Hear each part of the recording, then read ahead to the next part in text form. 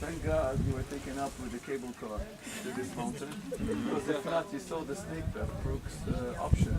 1 hour to climb, 1 hour to get off the mountain. But her option, and not Olga's option, is the original one. That's how the ancient people, the people of King Herod the Great, who built this place in the first time, that's how they have to go up and down, up and down. By the way, the king, he was lifted on a golden cradle. Each time he wanted to come in, and out, in and out.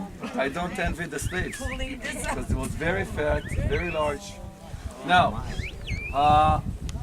but the splendor of this castle, of this palace built by Herod, didn't make Massada a very famous site as you saw in the film, okay?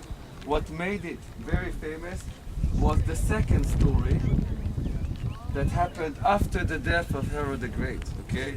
You see, after his death, the Jews were controlled directly by the Romans. The Romans appoint Roman governor, one of them you know. You met his name in Caesarea, Pontius Pilate. But there were many others. And according to the famous Jewish historian, which I strongly recommend to you, to buy his book, the original book that's based on that we made the film, based on that I'm telling you all the explaining now. There was a Jewish Roman historian who wrote the story of what happened. And there are copies of his book downstairs in the bookshop. It's very interesting. And he's the only source, by the way, that also say that there was one man from the Galilee that people thought was the Messiah. That's what he says. So that would be the only source out of the New Testament to mention in an indirect way Jesus, okay? Anyway, according to the account of Flavius Josephus, he was saying that this place became famous because when the Jews have to live underneath the control of those Roman governors, which were bad, corrupted, evil, cruel, okay, they reached to a stage when they said, we can't take it anymore. Because they couldn't take the tax, the vicious control of the Romans. They were a very unpleasant empire. Not like United States, which is a modern empire, but it's nice, polite, especially in the time of Obama. Okay, they won before they do anything.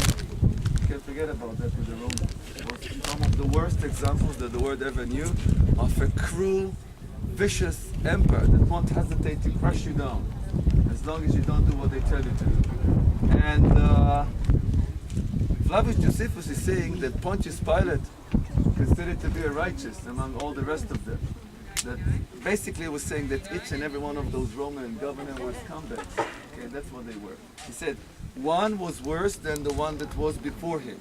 Till the Jews decided in year 66 to the Christian count, they had enough. They began a mutiny, a rebel, okay, a rebellion, a big rebellion against the Roman control over their land.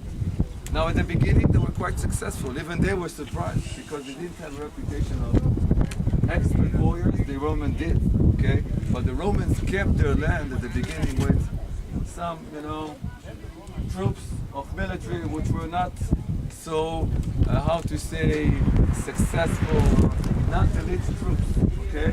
That's why the Jews could have killed them all at the beginning of their revolt and to take control over the land, okay?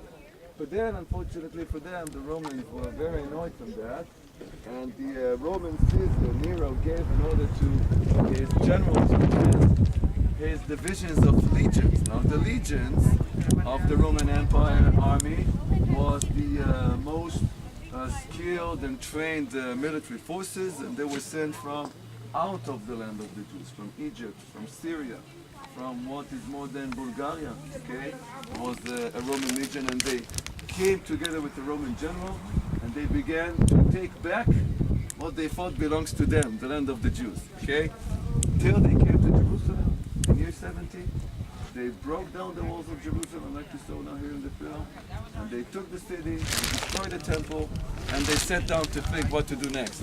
And then they heard there is a group of Jewish freedom fighters here in this mountain, far in this remote desert. But they knew this place. They knew it from the time it belonged to King Herod the Great. Okay? And they said, we're going to send the 10th Roman Legion to pursue them and to kill them all. Okay? Now over the mountain that was protected with massive walls, there are just few remains of them. There were 900 people. Some of them were young people, old people, families, people from Qumran that left with their scrolls. That's why they found their scrolls as well. The professor said that in the film, okay? And some fanatics, Jewish fanatics, freedom fighters that Sunday one morning they wake up and they see the Romans coming, okay? Now, they wouldn't believe they would come because that's a very far remote desert place. So they thought, well, maybe, like I explained to you, where would they get their money from? Not the money, the water. Where would they get their food? They'll probably go back the same way they came. But once again, they were wrong because the Roman army at that time was one of the best armies and they were expert for engineering, expert for supply. So pretty fast, the Romans found En-Gedi. That's where you're going to be in the afternoon probably. That's an oasis. So they established lines of supply with mules. They used to walk day and night, bringing huge quantities of water. They managed to solve the problem. And then they begin to build all around this mountain big camps. And they put this mountain under a siege. Everyone understand what it means? A big siege. No one can get in and no one can get out. Even Olga can get out at that time, okay? She's trapped together with the 900 Jewish people, okay? And as you saw in the film, to their shock, the people here, the Romans, were clever enough to find a weak point in their protection of this massive mountain. They thought no one could come here. Even if they come, what would they do? You simply block the gate, show the gate, and that's it. You should remember that in those days, you see the remains of the walls, they are just the remains, okay? In those days, no one could have gone in. Unfortunately, the Romans built a ramp. You're going to see this ramp. And pulled over this ramp a huge cracking ram. It's a huge, ancient, horrible machine that can break down the wall. They managed to break the wall. And then as you saw in the film, Elazar Ben Yair, the leader of the Jews, called them and said to them, listen, tomorrow morning they're going to take the mountain, they're going to kill us.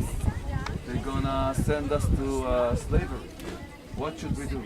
And according to the book of that ancient historian, they took a horrible decision. They said, we have only one God, the Almighty. We'll never allow this horrible nation to rule over us. We don't believe in their gods, we don't believe in their way, we don't answer to the Roman Caesar, okay? And they did Kiddush Hashem. They decided to stick with their belief even if it would cost them their life, okay? Because the Romans had very, very bad, horrible reputation of what they might do to the people when they captured them. This is to explain to you what Josephus told us. He said they elected 10 people.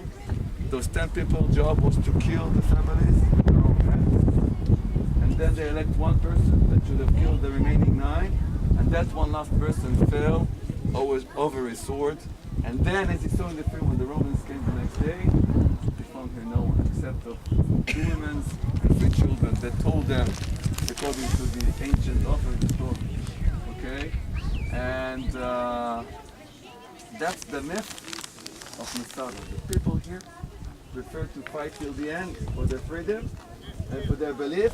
And when this end was coming upon them, they prefer to kill themselves and not to fall into the hands of Romans. Okay, now you have to understand, this is a very strong symbol myth for modern people.